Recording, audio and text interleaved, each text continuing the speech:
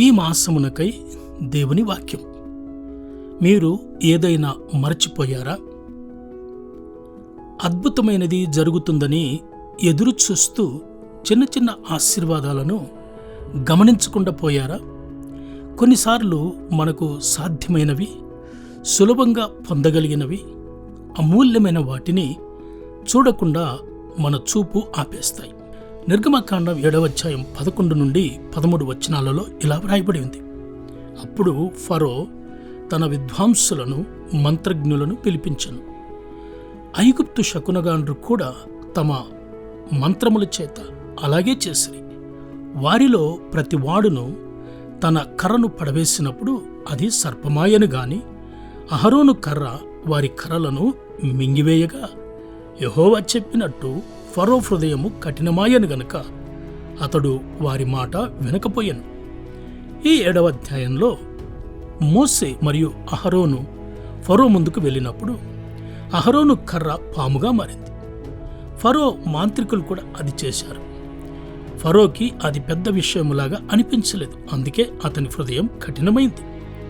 కానీ ఒక ముఖ్యమైన విషయం జరిగింది.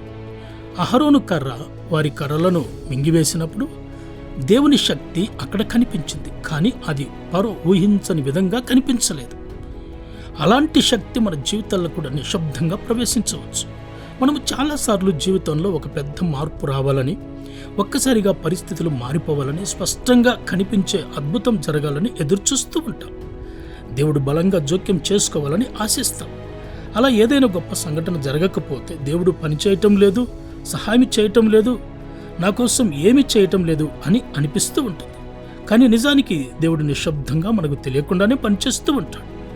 ఆయన పని ఎప్పుడు గొప్ప శబ్దంతో ఉండకపోవచ్చు. చాలాసార్లు అది నిశ్శబ్దంగా చిన్న చిన్న మార్పుల రూపంలో ఉంటూ ఉంది. మనము పెద్ద అద్భుతం కోసం చూస్తూ ఉంటాం. కానీ దేవుడు మనకు ప్రతిరోజు ఇస్తున్న మన జీవం, మన ఊపిరి, మన కుటుంబం, ఆహారం, సంరక్షణ సమస్తము చిన్నవిగానే కనిపిస్తాయి. కానీ మనం మిస్ అవుతూ ఉంటాం. ద్వితీయోపదేశకాండం 8వ అధ్యాయంలో మోసే ప్రజలకు ఒక హెచ్చరిక ఇస్తాడు. మీరు తృప్తిగా ఉన్నప్పుడు దేవుణ్ణి మరవకండి. ఎందుకంటే మనము సుఖంగా ఉన్నప్పుడు అది నా శక్తితో సంపాదించాను అని అనిపిస్తూ ఉంటుంది. సమృద్ధికి ఒక సూక్ష్మమైన ప్రమాదం ఉంది. పనులు సులభంగా జరిగేటప్పుడు, సంపాదించగలిగేటప్పుడు నా శక్తి, నా చేతి బలం ఈ సంపదను సంపాదించాయి అని అనుకోవడం మొదలవుతూ ఉంటుంది. నెమ్మదిగా ఆధారపడటం తగ్గిపోతూ, కృతజ్ఞతతో తగ్గిపోతూ, బలహీనమవుతూ, గర్వం పెరుగుతూ ఉంటుంది. అద్భుతాలు మనలను వినమ్రులను చేస్తాయి. కానీ సాధారణ దినచర్య మనలను పరీక్షిస్తూ, అరణ్యం, మన్నా, రాతిలో నుండి నీరు, ఇవన్నీ ప్రతిరోజు వచ్చినటువంటి సరఫరాలే లేక అద్భుతాలే. దేవుడు ఎర్ర సముద్రం విడిపోయిన అద్భుతములో మాత్రం కాదు, ప్రతిరోజు నిలవబెట్టే కృపలో కూడా ఉన్నాడు. చిన్న ఆశీర్వాదాలను గమనించకుండా పోతే మనము స్వయంపరులమవుతాం, దూరమవుతాం. దేవుని చేతిని గుర్తించే సున్నితత్వాన్ని కోల్పోతాం. అమాయకమైన విశ్వాస స్థానంలో అనుమానం వస్తూ ఉంటుంది. ఫరో ఒక గొప్ప అద్భుతాన్ని కోరుకున్నాడు. ఇశ్రాయేలు ప్రజలకు సాధారణ కృపలను మరవవద్దని హెచ్చరిక ఇవ్వబడింది. రెండు ఒకే పాఠాన్ని నేర్పుతాయి. సాధారణ స్థితిలో కూడా దేవుణ్ణి గుర్తించండి. అద్భుతం కోసం ఎదురు చూడకండి. దినచర్య నిర్వహించగలిగిన వాటిలో, ఊహించగలిగిన వాటిలో, ప్రతిరోజు వచ్చే సరఫరాలలో దేవుణ్ణి చూడండి. విశ్వాసం గొప్ప సంఘటనలో మాత్రమే కాకుండా ప్రతిరోజు కృతజ్ఞతతో పెరుగుతూ ఉంటుంది. మనము గమనించటం మానేసి చాలాసార్లు గొప్ప అద్భుతాలు. మీరు ఏదైనా మర్చిపోయారా?